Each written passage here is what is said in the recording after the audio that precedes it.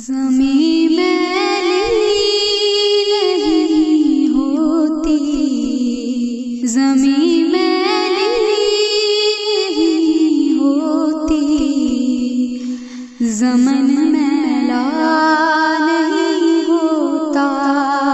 मोहम्मद के गुलामों का, मोहम्मद के गुलामों का कफन मैला नहीं होता।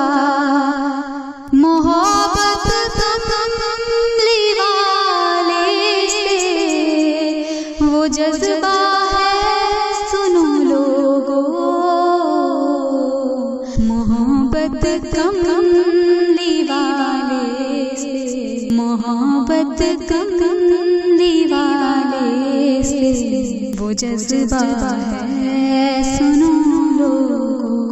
ये जिस मन में समा जाए, ये जिस मन में समा जाए, वो मन मैला नहीं। अस्सलाम वालेकुम नाज़रीन, खैबर खां अब्दुल हई शौक़ जी ख़बर ॾींदा हलूं। मटियारी भरसां ॻोठ यार मोहम्मद खुश्क में सहाफ़ी मोहम्मद बख्श खुश्क, ग़ुलाम रसूल हाफ़िज़ महमूद खुश्क, हाफ़िज़ इनायत पारां जश्न ईद मिलादुन नबी सल्लल्लाहु अलैहि वसल्लम जी शानदार महफ़िल मुनक़द कई वई।